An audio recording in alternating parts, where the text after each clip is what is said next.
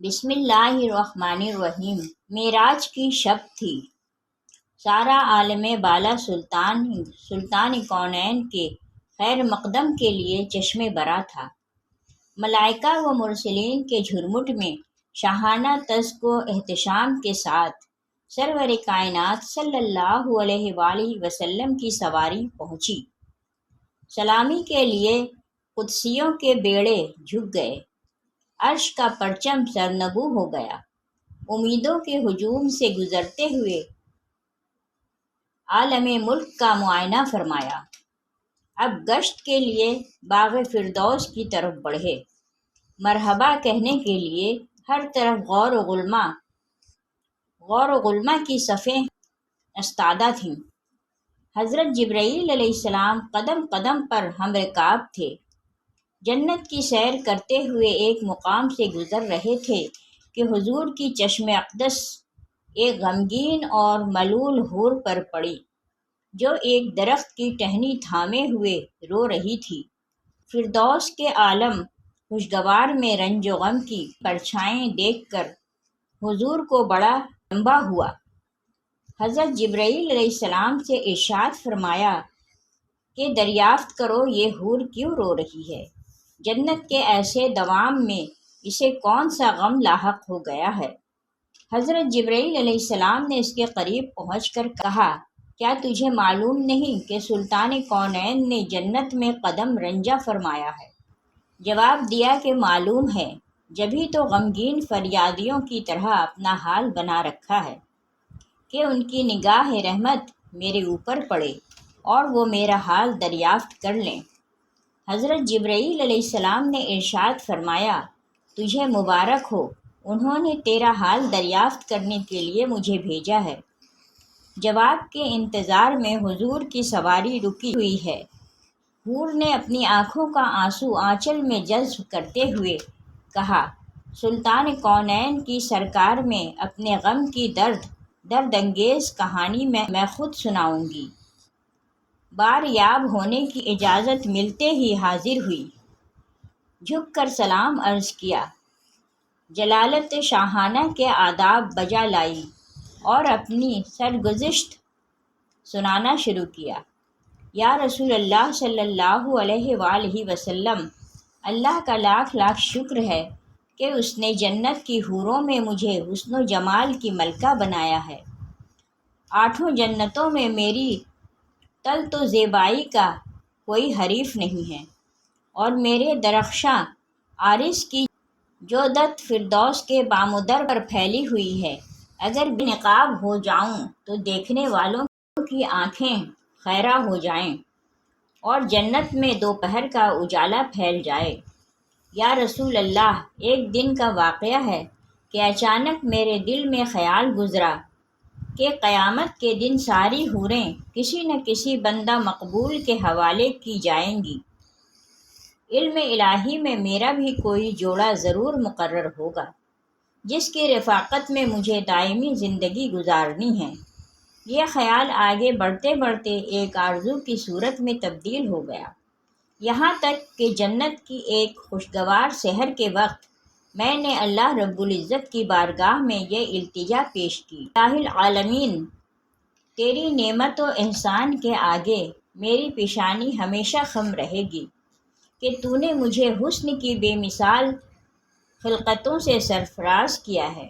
الہ العالمین، مدت سے ایک آرزو سینہ میں مچل رہی ہے کہ عرصہ قیامت میں اپنے جس بندہ مقرب کے حوالے تو مجھے کرے گا، ذرا اس کی ایک جھلک مجھے بھی دکھلا دے، کم از کم یہ تو دیکھ لوں کہ میرا جوڑا کیسا ہے۔ رحمتوں کا دریا جوش پر تھا۔ میری یہ التجا قبول ہو گئی اور حکم ہوا کہ سامنے جو آئینہ رکھا ہے اسے ایک نظر دیکھ لے، اس پر تیرے جوڑے کی جھلک نظر آئے گی۔ یا رسول اللہ، میں ارمان و شوق میں ڈوبی ہوئی آئینے کی طرف بڑھی۔ میرے قدم خوشی سے زمین پر نہیں پڑ رہے تھے کہ آج عالم جاوید کے محبوب ترین ساتھی کو دیکھنے جا رہی تھی۔ میری آنکھوں کے پیمانے سے جلووں کی شراب ٹپک رہی تھی۔ جھومتی مچلتی میں آئینے کے سامنے پہنچی۔ جو ہی نگاہ اٹھائی دل پر ایک بجلی گری اور آرزوؤں کا سارا خیرمند جل گیا۔ اس وقت سے آج تک ارمانوں کی خاکسر سے دھواں اٹھ رہا ہے۔ دل کو کسی کروٹ چین نہیں ہے۔ ہمیشہ اس غم میں سلگتی رہتی ہوں کہ ایک بدشکل سیاہ فام اور وحشتناک چہرے کے ساتھ میرا کیوں کر نبھا ہو سکے گا، جبکہ اس کے تصور سے طبیعت کو دہشت ہونے لگتی ہے۔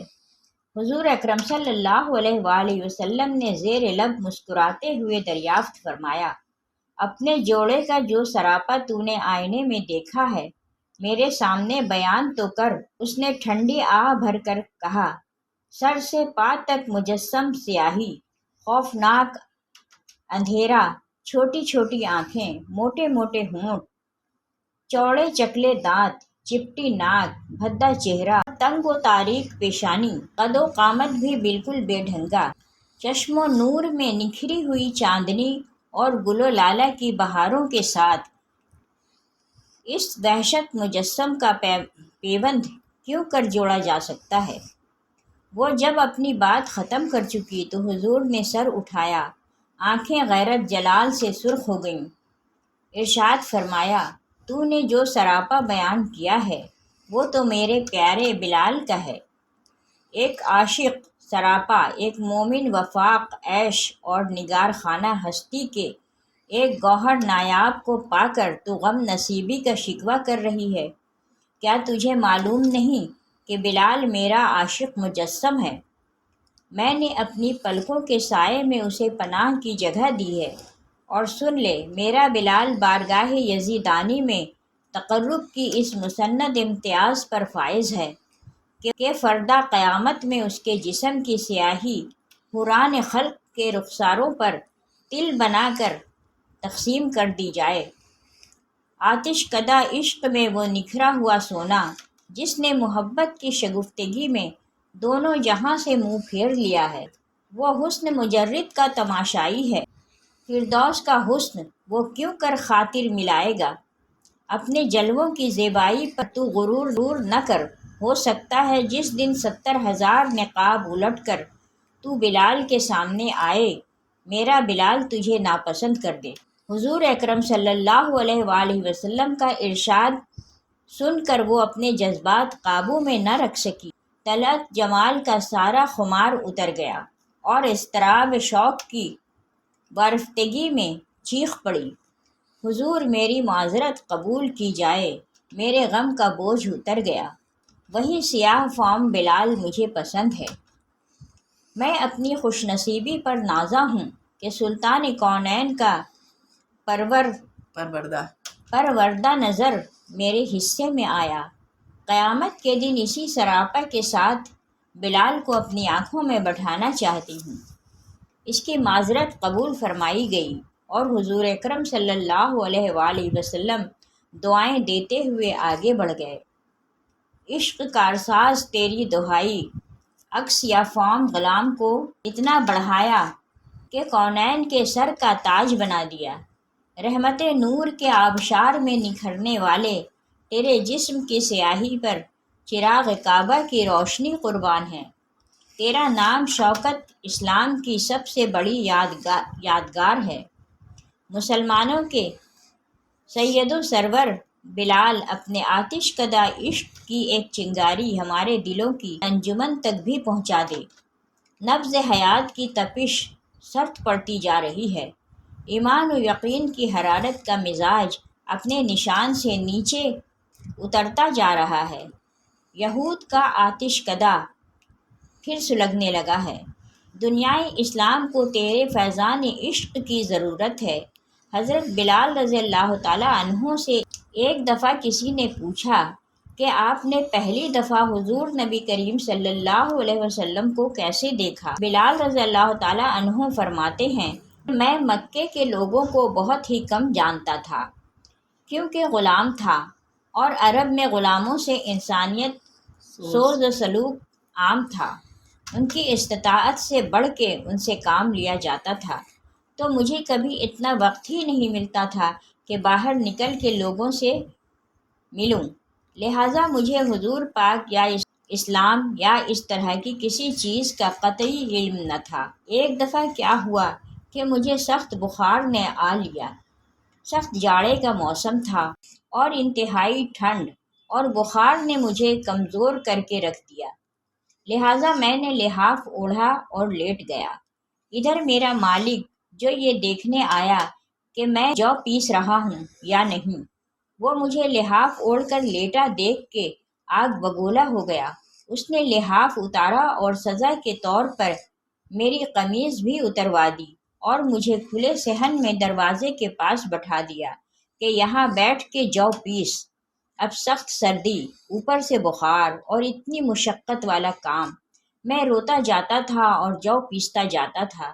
کچھ ہی دیر میں دروازے پہ دستک ہوئی۔ میں نے اندر آنے کی اجازت دی تو ایک نہایت متعین اور پرنور چہرے والا شخص اندر داخل ہوا اور پوچھا کہ جوان کیوں روتے ہو؟